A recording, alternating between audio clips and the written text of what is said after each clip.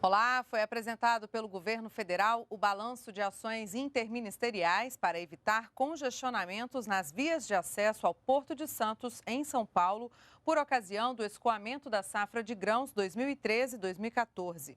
Medidas como agendamento das entregas pelos caminhoneiros, multas para quem não cumpriu as regras, fiscalização nas rodovias e campanha educativa voltada aos motoristas ajudaram a organizar o escoamento da produção.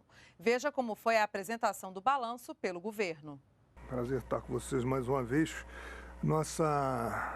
Esse nosso rápido encontro hoje é para fazer um balanço vamos chamar assim, da primeira fase do escoamento da safra em 2014, que pega principalmente o pico de movimentação de soja, tá?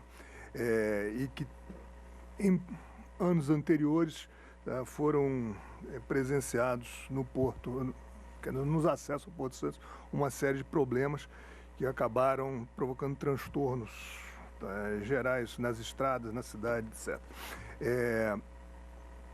Antes de passar a falar números sobre o que aconteceu esse ano, procurando, quando possível, fazer comparações com o ano passado, eu tenho que pontuar aqui todo o esforço para a harmonização do corredor Santos no escoamento da safra de soja esse ano, foi fruto de uma cooperação entre o governo federal, o governo estadual, governos estaduais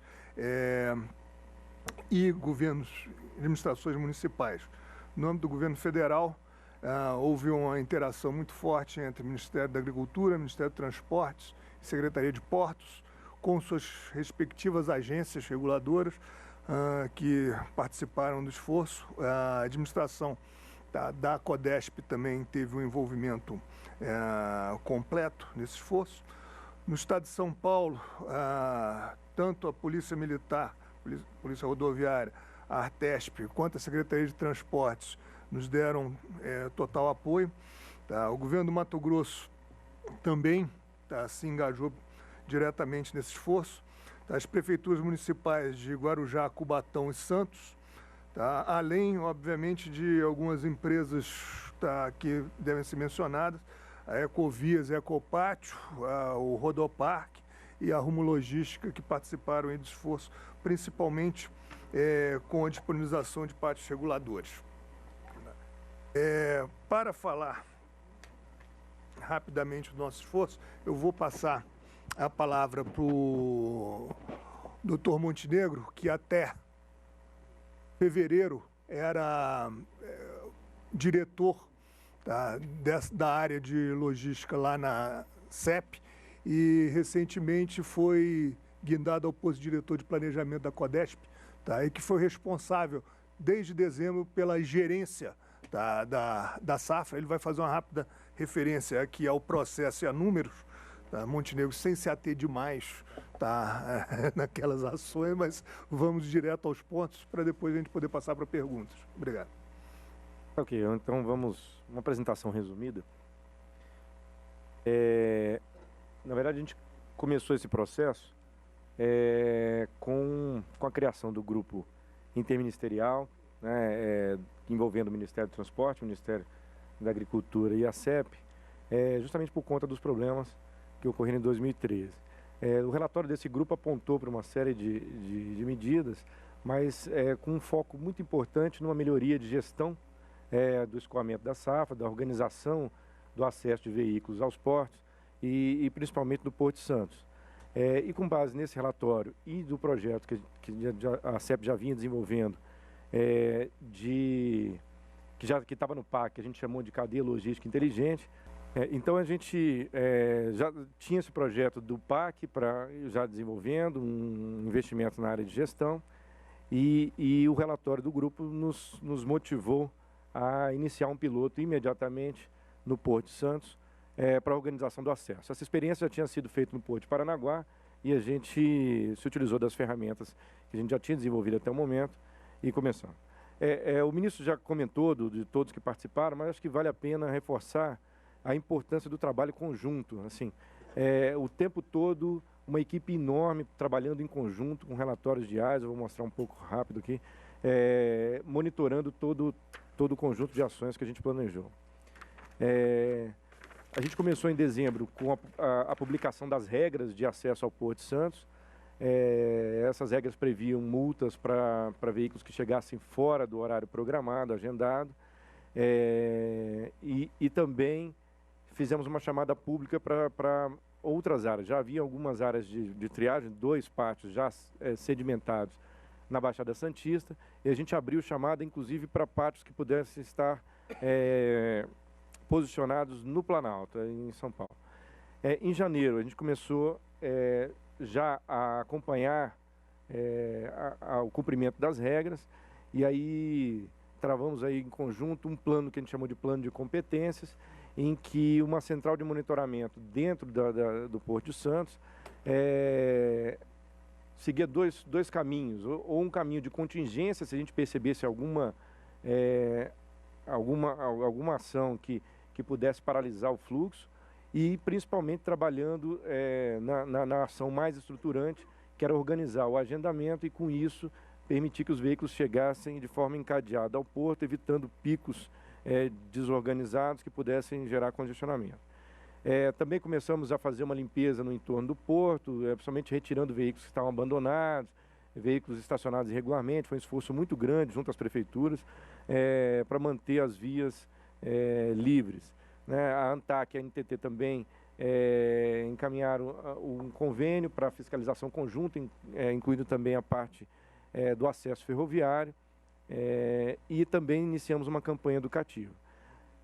Em fevereiro, a gente começou efetivamente o monitoramento, foi no primeiro dia útil de fevereiro, no dia 3 de fevereiro, com toda a equipe monitorando.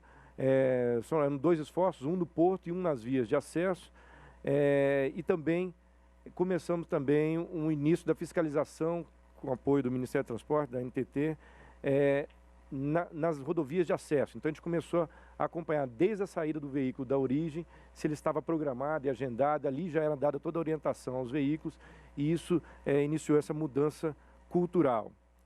A ANTAC publicou a resolução, inclusive prevendo sanções para descumprimento das regras, e nós implantamos o núcleo de fiscalização lá no porto, efetivamente. Isso aqui só as imagens das centrais de monitoramento, tanto no Porto de Santos quanto no grupo Ecovias, em que a gente ficou monitorando o tempo inteiro, estamos monitorando nesse momento, o tempo todo, a chegada de caminhões e possíveis contingências. A gente não aciona as competências do plano já desde o início de março, por problemas que pudessem ter alguma coisa relacionada com movimentação.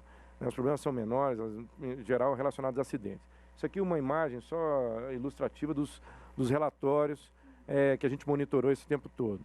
A campanha educativa muito forte que a gente fez para tentar essa mudança cultural e muito focada no caminhoneiro. A gente vai perceber o maior benefício para o caminhoneiro. Isso aqui é as ações de sinalização e organização das vias no entorno do porto. E aqui alguns números. Nós efetivamente não tivemos, isso eu acho que é um ponto mais importante a ressaltar, não tivemos problemas crônicos com formação de fila no Porto de Santos esse ano. Aconteceram no início do plano algumas contingências que foram resolvidas em questão de horas ali, isso estava resolvido. Depois, com a adesão ao plano de agendamento, a gente realmente não teve nenhum problema de congestionamento. Pelo contrário, o que a gente verifica hoje em Santos, e agora lá, eu estou lotado lá e mais próximo, visito praticamente diariamente os terminais, a gente vê uma organização que realmente impressiona. Não é possível mais identificar veículos aguardando fora do porto. Isso assim, estou falando focado muito na movimentação de grãos por conta do pico da safra, e isso já gerou uma movimentação geral de boas expectativas, e hoje não se imagina voltar atrás nesse processo. Em março, a gente bateu o recorde de movimentação de soja, isso é recorde histórico aí, e o volume de movimentação de soja foi 40% maior do que o ano anterior, 2013. E mesmo assim, no período de março, foi um período de muita movimentação de soja, não tivemos nenhuma ocorrência relacionada a congestionamento. E também, em março, batemos o recorde histórico de movimentação de caminhões de granéis de origem vegetal, que foi praticamente 3 mil caminhões num único dia. Assim, o Porto de Santos recebeu, nesse período aí de pico, alguma coisa em torno de, assim, no dia mais movimentado, alguma coisa em torno de 12.500 a 13 mil veículos num só dia. Mas veículos de granéis de origem vegetal foi recorde histórico, 3 mil veículos, sem nenhuma ocorrência de congestionamento nesse dia aí e nos outros também desses meses de monitoramento. Aqui o principal resultado, mesmo com o aumento da movimentação de caminhões, assim, numa observação mais ampla, nós tivemos aí esse índice que nós vamos aprimorar, inclusive a medição dele para o ano que vem, mas nós tivemos efetivamente uma redução muito grande do tempo de permanência dos veículos nos pátios e para recepção pelos terminais. Assim, o que nós temos notado é que no ano passado a gente falava em dias, nesse ano a gente fala em horas. Então, assim, esse é o maior ganho, porque a gente reduz custo logístico, custo Brasil, a gente reduz. O caminhoneiro, se tiver que estacionar, por um período muito curto e ele estaciona em local seguro e a gente consegue fazer essas chegadas programadas. Há um processo que a gente precisa enfrentar, que são os veículos que antecipam a viagem. Esse chega atrasado, às vezes, porque quer, né, porque ele está programado e ele antecipa a viagem, e ele tenta antecipar a viagem para fazer mais viagens e tentar transportar mais vezes. Isso se relaciona com a questão da lei do descanso do motorista, e a gente precisa focar até para aprimorar esses números. Isso aqui, o resultado do monitoramento da NTT em campo, isso é feito com uma amostragem em campo, e ali os motoristas eram orientados, então, a cumprir as regras de agendamento. Nós partimos aí de um percentual no início do monitoramento, foi na primeira quinzena de fevereiro, foi dia 15 de fevereiro a gente começou esse trabalho. É um trabalho muito importante da NTT, e chegamos aí no final de março com um agendamento, assim, 96% dos veículos eram abordados, estavam agendados para o Porto de Santos. E nós verificamos lá no Porto um crescimento muito parecido nesse período. E lá a gente identificou a chegada dentro da janela que nós estabelecemos, era uma janela de 6 horas, com uma tolerância de 5 horas antes, né? Então ele tinha uma janela de 11 horas para chegar. Essa janela ela é necessária porque o veículo sai de muito longe, e nós chegamos aí no final, na última semana de abril, assim, a gente tem o número aí de 18 de abril, mas chegou muito próximo a 70% de veículos agendados e chegando dentro da janela. Esse número, a evolução desse número mostra a adesão. Isso foi muito rápido, né? Foi um período muito curto de mudança cultural. Isso muda a cultura de organização do acesso e nos mostra o caminho aí da estruturação desse processo. Nós implantamos um novo pátio no Planalto. Então, agregando aos dois que já tinha, a gente homologou um novo pátio em Sumaré, e algumas empresas começaram a usar esse pátio, e dali sim sair agendado para o Porto. Isso melhorou muito os números, e isso permitiu que o fluxo na descida da serra fosse muito encadeado. Os resultados, antes até eu tenho um outro slide para mostrar, mas só mostrar aqui na frente. Tá, eu volto ali. Mas o resultado, isso aqui mostrando uma das empresas que utilizou o pátio, utilizou mais fortemente. O pátio foi o Tegrão. O Tegrão, ele tem uma característica, ele é um terminal que não é verticalizado, ou seja, ele não produz a soja que ele movimenta. Ele é um prestador de serviço logístico. Ou seja, ele tem menos influência com o dono da carga que encaminha a carga a ele, é um cliente dele. E ele usou o Pátio Sumaré, e os números estão colocados aí. Ele partiu de um agendamento de 24%, chegou a 84%, e hoje ele tem um número de mais de 70% chegando dentro da janela no terminal. O Tegrão foi um dos terminais que foram multados e que recebeu auto de infração e que efetivamente se tornou multa, e hoje ele tem um dos melhores desempenhos do conjunto de terminais que participaram desse projeto. Isso aqui só para mostrar um esforço que nós estamos fazendo também, já começamos, com o apoio da iniciativa privada, de um novo acesso à margem esquerda, no Guarujá, um novo acesso ao porto, e a gente tem uma rua que a gente chama de Rua do Adubo, que tem um problema crônico lá de congestionamentos, e a gente está já no desenvolvimento desse novo acesso. A gente acredita que mais 2 meses esse novo acesso já vai estar operacional, já para a próxima safra. Para o ano que vem, aí falando de agendamento, nós já vamos começar já no segundo semestre, já estamos programados, de iniciar a implantação do projeto que está no PAC, que é o projeto do Cadeia Logística Inteligente, que prevê uma automação de todo esse controle. Então, o veículo, desde a saída, na sua origem, vai ser monitorado por tecnologia de radiofrequência e leituras de caracteres, e a gente vai acompanhar esse veículo em todo o processo até chegar no porto, e vamos poder identificar se tem fluxos inesperados, e aí tomar ações com muito mais rapidez. Todos os equipamentos de entrada no porto também, os gates de entrada, vão ser automatizados e conectados ao sistema. Assim como parceiros, como praças de pedágio. Então a gente vai ter um monitoramento completo da escoamento da safra de forma automatizada, né? A gente está trabalhando muito forte junto à NTT, à EPL, para implantar todos esses equipamentos. Começamos já, agora a própria Codesp lança os editais de compra desses equipamentos automatizados, os gates, agora no final de maio. A gente já está com o edital pronto, já nos últimos ajustes para lançar, inclusive em formato RDC, a gente lança o edital agora no final de maio. E as outras ações de cadastramento dos caminhões com etiquetas inteligentes e tal que a gente colocou, a gente começa imediatamente. Então era os números mais gerais, a gente fica à disposição para maiores esclarecimentos. Obrigado. Gostaria de acrescentar que todo esse sistema de agendamento e monitoramento, ele não é desativado agora. Tá? Ele continua permanentemente, a gente tem já a entrada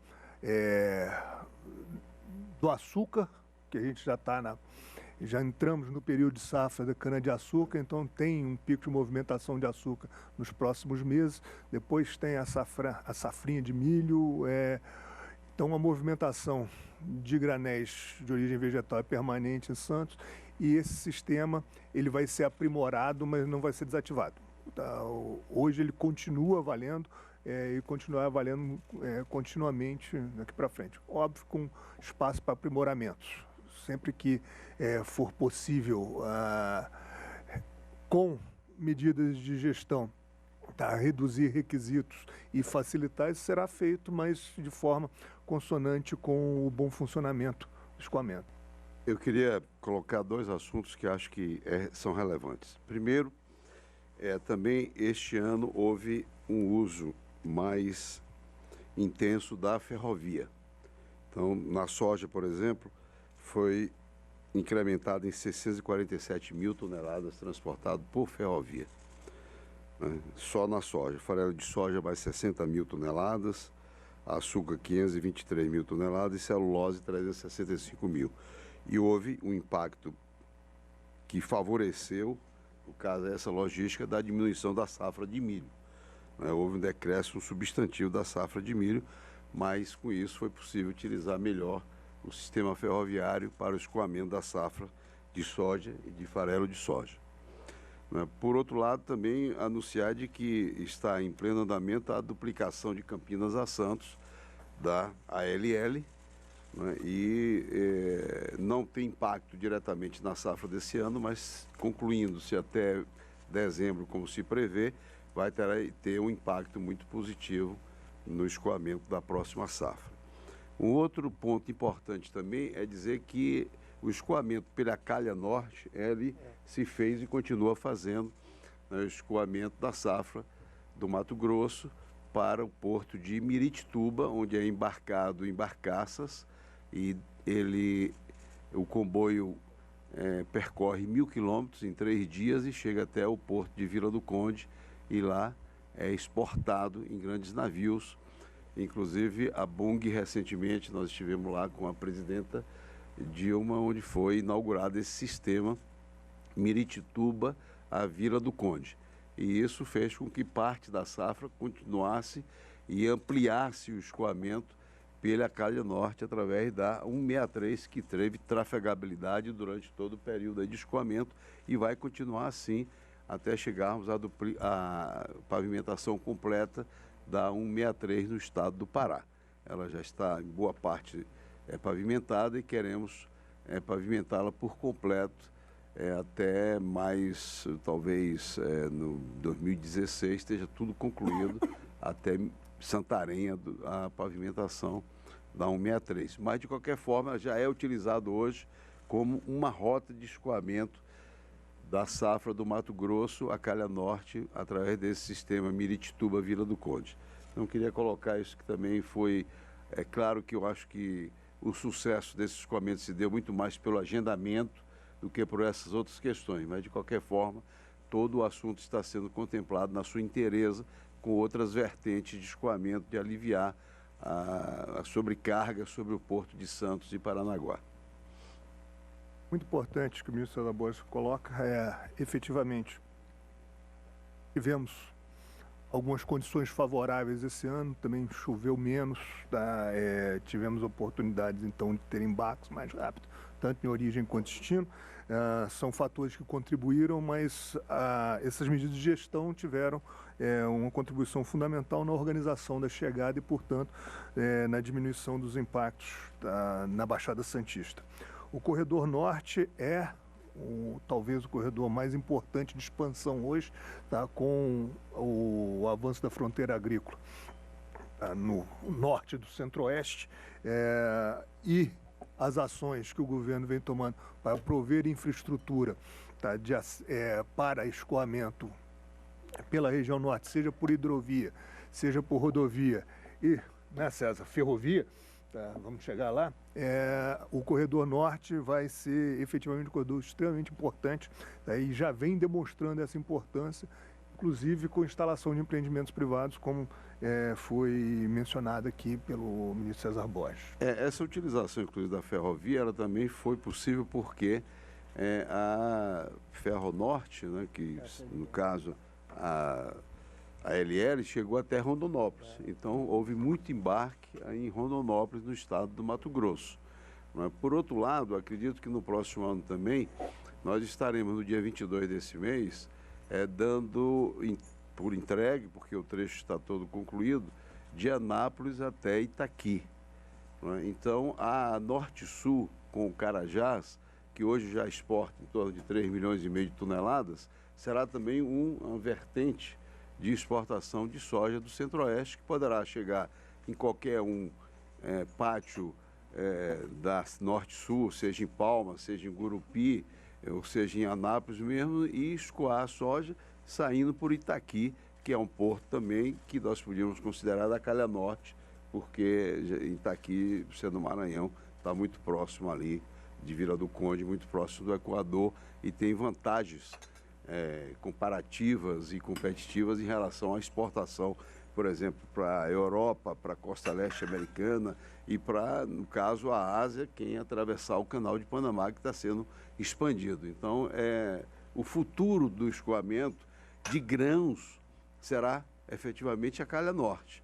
Não é? Então, não deixaremos nunca de usar Santos, porque haverá necessidade de usar Santos, a soja produzida no Rio Grande do Sul sairá para o Rio Grande, sem sombra de dúvida, mas o grande centro produtor de soja do país hoje, que tem um potencial de crescimento muito grande, aí o ministro Nery pode falar melhor do que nós, porque ele é lá do estado do Mato Grosso, é exatamente no Mato Grosso. E do Mato Grosso, a logística indica que é a Calha Norte aquela que melhor vai ter custo de frete de logística. E dizer também que houve já uma redução do custo logístico do escoamento da safra. Não só se acabou com as filas, como também se houve uma redução aí razoável, né, em torno de 10% do frete, por conta de não ter fila e por conta de você organizar essa logística de escoamento. Então, acho que são fatos importantes a serem comemorados com relação ao escoamento da safra 2014. Perfeito. Bom, boa tarde a todos. Eu primeiro gostaria de pedir desculpa, acabei atrasando um pouco em função do compromisso lá no Planalto, mas eu gostaria aqui de reconhecer realmente como ministro de Agricultura as ações que foram implementadas, em algumas delas demandadas pelo Ministério da Agricultura, pela Secretaria de Portos, pelo nosso ministro, e também pelo Transporte, Ministério do Transporte. É latente, a imprensa mesmo está divulgando que funcionou muito bem o escoamento com relação ao ano passado, se comparado com o ano passado. Esse ano nós exportamos talvez um pouco menos de milho, tem uma previsão de exportar um pouco menos de milho, mas teve um crescimento significativo no escoamento e na exportação da soja. Tivemos alguns problemas iniciais com alguns pontos, né, que foram principalmente no estado de Mato Grosso, um pouco em função do excesso de chuva, mas eu sou testemunha e à época como secretário de Política Agrícola, que realmente o Ministério demandou e o Ministério dos Transportes agiu rápido e fez a recuperação da malha, ao menos nos tapa-buracos, agindo de forma bastante eficiente. Tem que se reconhecer isso. Inclusive, com o escoamento de parte da produção do Médio Norte, do sul do Pará, do Médio Norte mato-grossense, do sul do Pará, pelo eixo da 163, mesmo em época de chuva, né, tendo pavimentado 1.100 e poucos quilômetros, mas ainda faltando 180 quilômetros de pavimentação. Em épocas de chuva, o escoamento se deu em função das patrulhas que estavam lá, principalmente nos pontos mais críticos, fazendo as recuperações no momento certo. E o ministro César Borges também colocou e que ajudou com certeza muito o escoamento pelos trilhos, pela malha rodoferroviária, né? O terminal de Rondonópolis, passando de Alto Taquari a Rondonópolis, com 4 terminais de embarque, com certeza deu um fluxo muito significativo do ponto de vista da produção do estado de Mato Grosso. O estado de Mato Grosso é meu estado, mas é o estado que está com um crescimento maior e que tem realmente contribuído com as filas no sul, no sul do país. E essas ações, elas foram de certa forma integradas e acabaram ajudando e muito. E a questão do agendamento. Na Secretaria dos Portos, realmente, eu tenho um contato diário quase que com as trade, com o setor, com a produção, com a ProSoja, com as federações, e você percebe com muita tranquilidade que, se comparado com o ano passado, o escoamento desse ano funcionou muito melhor. Obviamente que ainda temos muito a avançar e as coisas estão acontecendo. Se nós concluirmos a 163 agora, durante 2015, que é a nossa vontade enquanto Ministério da Agricultura, com certeza a produção vai continuar avançando, tem muita área degradada de pastagem que vai ser incorporada ao sistema de produção de grãos e nós vamos estar reduzindo o custo e, consequentemente, também diminuindo as filas nos portos. Então, nós estamos muito motivados. Sabemos que da agora para frente, inclusive, vai ser melhor. Nós estamos com uma boa previsão de safra de milho no centro-oeste, principalmente no estado de Mato Grosso. O escoamento vai se dar exatamente na seca, quando nós vamos ter bem menos problema de fazer a manutenção daquela malha ainda que hoje sem ser pavimentado. Então, realmente, entendemos que funcionou bem, ministro César Borges, e agradecemos a forma como o Ministério do Transporte e a Secretaria de Portos têm atendido as demandas do Ministério da Agricultura. E está aí, o custo do frete, se comparado com o ano passado, foi reduzido em função dessa celeridade. Menos fila, obviamente que isso, menos estresse, menos acidente, e, consequentemente, uma redução no custo de produção, que é o nosso objetivo enquanto Ministério da Agricultura. Bom, está aberto as perguntas aí que os senhores acharem necessário. Só pode dar Leonardo, da agência Reuters, tudo bem? Ministro Guedes, só pode dar uma quantificação dessa boa previsão da safra de milho que o senhor mencionou agora? Nós vamos ter uma queda na previsão se comparado com o ano passado, de 3 milhões de toneladas. No total foi... me passa o número aí, sabe? Fazendo favor, se tem... a segunda safra foi 44 milhões de toneladas e a primeira safra foi 37, se não me engano, dando aí 79 a quase 80 milhões de toneladas. E tem uma previsão no último levantamento de 74 milhões de toneladas, com uma perspectiva de recuperação, tendo em vista que a chuva, principalmente no centro-oeste e no Mato Grosso, elas estão se estendendo e tem uma previsão de recuperação aí para o próximo levantamento. Eu também não, Não, deixa eu repetir então, deixa eu pegar os números certos. No ano passado nós colhemos... boa, mas vai cair, isso que a gente não entendeu. Não, no ano passado, entre a primeira safra e a segunda safra, nós colhemos é exatamente 81.505.000 toneladas, entre a primeira e a segunda safra. Tá? A primeira safra, se vocês quiserem anotar, foi de 30 e... Pega aqui. A primeira safra foi de 34.576.000 e a segunda safra foi de 46.928.000 toneladas. Esse ano nós estamos com uma previsão de uma queda, né, para chegarmos a 78 milhões de toneladas, de 3 a 3 milhões de toneladas de quebra. Em função do excedente de chuva, principalmente no centro-oeste, e um pouco de seca no Goiás, também na região do centro-oeste. As duas safras juntas vão dar 78 milhões, então. Isso, exatamente. Mas por que é boa, então? Se é menor? Não, a do milho nós tínhamos a perspectiva de colher 76 milhões de toneladas, em função da seca, do clima, né? E a recuperação, na segunda levantamento de safra feito pela Conab, ele está tendo uma recuperação para 78 milhões de toneladas. Com uma possibilidade da próxima de apresentar talvez uma melhora.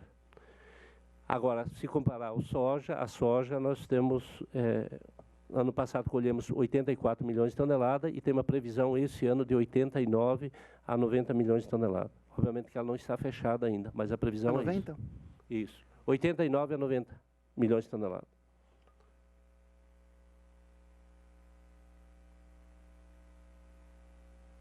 A previsão de total, no ano passado nós colhemos 186 milhões de toneladas e esse ano a previsão de 190 milhões e 750 mil toneladas. Um crescimento sendo global de 3 milhões a 4 milhões de toneladas. É 190 milhões e 700 mil toneladas. Esses dados estão disponíveis no site da Conab. Alô? Oi, Danilo Fariello, do Globo. Eu queria fazer uma pergunta específica sobre ferrovias, porque do PIL que foi lançado, havia uma expectativa grande de escoamento de safra por ferrovias. O ministro César Borges, o senhor anunciou há algum tempo que iam ser lançados programas de manifestação de interesse aí para retomar o programa de ferrovias. Eu queria saber em que pé que está esse processo e se isso pode... porque muito se falou aqui em BR-163, 163, se ainda ainda são cogitados esses projetos de ferrovias para o auxílio do escoamento da safra brasileira. Olha, o projeto de ferrovias ele continua todo de pé. O que nós estamos fazendo é tomando as providências necessárias para que ele fique efetivamente bem posto para o mercado, né, o setor privado, né, passando por as etapas necessárias de organização do processo. Nós temos a FICO aprovado pelo Tribunal de Contas da União, né, a FICO que vai de Lucas do Rio Verde até Campinorte, né, e esse trecho está em fase de poder ir a leilão. O que nós queremos é a consulta ao mercado desde que haja interessado. Só faremos leilão desde que tenhamos o interessado do setor privado, mas continua de pé. Há também manifestação de interesses de várias empresas em trechos específicos, como todos os noticiários, que as trades têm interesse num trecho inicialmente era Lucas do Rio Verde a Miritituba, mas agora mudaram um pouco para Sinop até Miritituba, porque até Sinop a 163 deverá ser duplicada, já foi feita a licitação da duplicação da 163 no Mato Grosso e no Mato Grosso do Sul, até Sinop. Mas nós temos também uma PMI lançada para estudar a duplicação da própria 163 de Sinop até Miritituba. Ou seja, são várias opções. Nós não vamos abrir mão de modal nenhum. Acho que os modais têm que coexistir, seja ele rodoviário, seja ele ferroviário, seja ele hidroviário. Nós vamos trabalhar com todas as possibilidades de modais, não é? Então, há também o interesse de um escoamento de Sapezal para Porto Velho, não é? E vamos continuar trabalhando. Agora, claro que tudo isso depende da conjuntura, da análise, do entendimento. Nós estamos fazendo da forma mais transparente possível, conversando com o setor privado. Então, eu diria que Lucas do Rio Verde já citei, aprovado pelo TCU. As demais nós vamos fazer PMI para poder você mitigar o risco de engenharia. Então vamos fazer PMI para todos esses trechos, né? Não só esses que eu citei, mas, por exemplo, a Ceilândia, Barcarena, continua de pé, e todos os outros trechos que estão no PIO. Né? Então o PIO continua andando, agora estamos dando consistência, solidez ao programa para que quando ele saia com sucesso absoluto. Ministro, o senhor falou que o trecho lá de Lucas do Rio Verde já foi aprovado pelo TCU e o senhor está esperando manifestação de interesse do mercado. O que houve? Não tem manifestação de interesse do mercado por esse trecho? Não, nós estamos esperando que o mercado ele possa se agrupar, fazer os consórcios necessários para mostrar o interesse. Na hora que eu tiver certeza que eles vão bidar no leilão que nós fizermos, então nós vamos lançar. E alguns pedem mais tempo para poder aprofundar estudos de engenharia, verificar a CAPEX, né? O Tribunal de Contas, todos acompanharam esse processo, reduziu o CAPEX, né? Que nós lançamos com o CAPEX, o Tribunal reduziu em 30%, nós fizemos um embargo, com isso nós recuperamos 15% do CAPEX que tinha sido reduzido, mas o setor está aprimorando seus estudos para saber se o CAPEX que o tribunal acha que é viável é aquele que o setor privado também acha que é viável. Senão, se for um CAPEX que esteja aquém do CAPEX do setor privado, o setor privado não vai investir para poder entrar num custo muito mais elevado do que o que está previsto. Então, é esse processo de, vamos dizer assim, afinamento, de ajuste fino que nós estamos fazendo. Vão lançar quando tiver certeza, então, que vai ter interessados. Como? A ideia é essa, quando tiver certeza que vai ter interessados, aí vocês... Isso. Porque se o setor achar que o CAPEX não é atrativo, nós vamos ter de reformular o que está ali projetado. Né? Temos que reformular, conversar com o Tribunal de Contas, porque nós não vamos fazer simplesmente um leilão para que ele dê vazio. Pelas conversas que o senhor tem tido com o mercado, ministro, isso já está sendo apontado? As empresas estão mostrando... Elas estão aprofundando os estudos para poder chegar a uma conclusão. O senhor avalia que vai ser necessário mudar o CAPEX? Eu ainda dependo de receber esse retorno dos estudos das empresas. Então, por exemplo, nós vamos lançar a 153.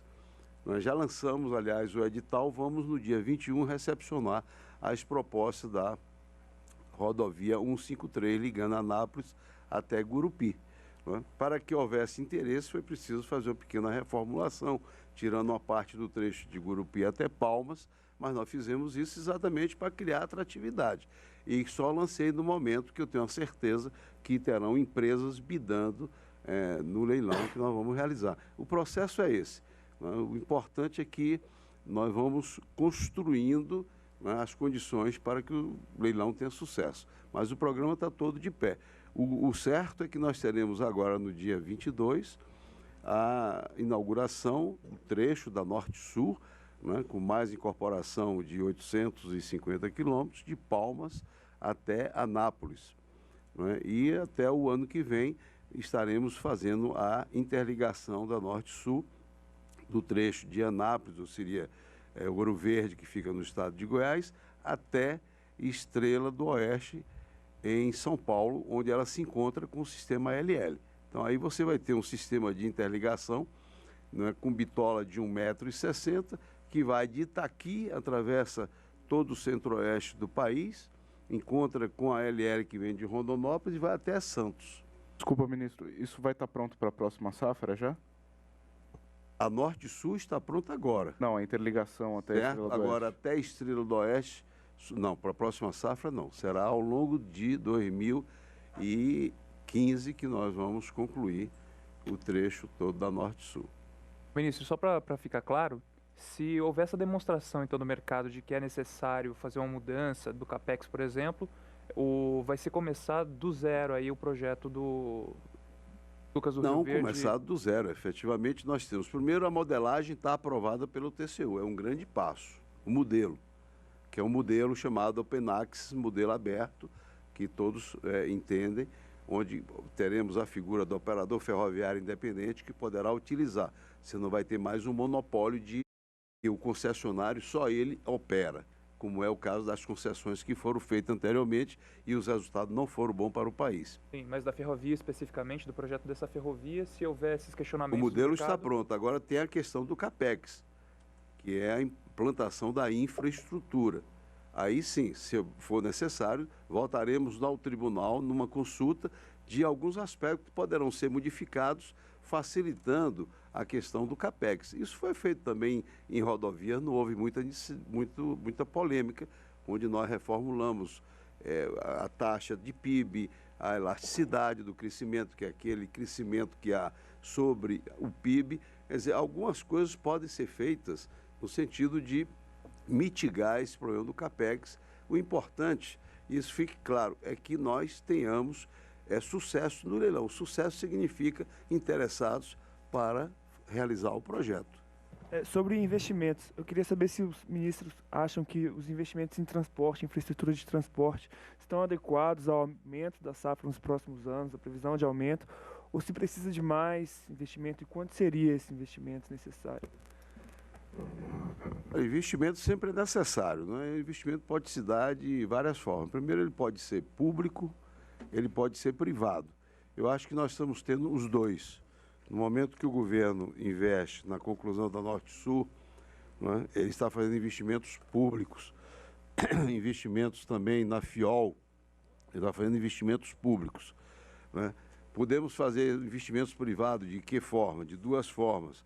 Nós temos as próprias trades investindo onde acha que será o escoamento. O investimento privado que aconteceu da Bung, um investimento de 700 milhões de reais, ela fez porque viu que o governo está fazendo investimento público na pavimentação da 163. Né? Então já escoa a soja através de um sistema, né, Miritituba, Vila do Conde. Então o investimento foi a parte privada, a parte financiada pelo Fundo da Marinha Mercante, né, que também é ligado ao Ministério do Transporte, mas é um investimento privado. Apenas fizemos acesso ao crédito. Né? E também através das concessões. Então, nós vamos utilizar todos os instrumentos e as possibilidades de investimento para que o Brasil tenha a logística que ele mereça para escoar mais rapidamente e com menores custos de logística para o produtor rural. Como disse o ministro da Agricultura, para que o produtor possa ficar com esse resultado da diminuição do custo de logística, do custo do frete. E o investimento em armazenagem também, que acaba ajudando na logística, né? O programa de 5 bilhões ao ano com taxa de juros equalizado pelo Tesouro, ele vai acabar ajudando a que o produtor também não precisa fazer o escoamento no pico da colheita, carregar parte do estoque. O próprio recurso que está avançando através do custeio, o produtor tem o recurso, ele não precisa necessariamente vender a sua produção. O aumento do recurso que passou de 115 bilhões para 136, ele de certa forma ele ajuda também a alongar um pouco o escoamento para não ser necessário fazer no pico da colheita. Então são várias ações que estão sendo implementadas e obviamente que a 242, a 163, a estruturação portuária e a duplicação das ferrovias, com certeza em 4 anos vai mudar completamente a nossa logística no nosso país. Ministro Geller, só uma última pergunta. O nível de águas da hidrovia Tietê-Paraná de alguma forma preocupa esse escoamento de grãos para o Porto de Santos? Acho eu que não. Eu não tenho bem, talvez o ministro pode, mas não é nada de tão grave. Eu acho que está voltando ao normal. É por isso a existência dos diversos modais. Eu acho que, claro, há um problema climático que reduziu a vazão do rio Tietê e que houve algum tipo de diminuição do volume de grãos escoado pela Tietê-Paraná. Mas se você tem a ferrovia lá de Rondonópolis, você já diminuiu também a necessidade. Por isso é importante você ter os diversos modais. Eu acho que um modal não exclui o outro. Nós podemos fazer o modal rodoviário, o modal ferroviário e hidroviário. Nós vamos trabalhar com todas as possibilidades. O importante é que vá se dotando o país de uma logística competitiva para os produtos agrícolas brasileiros.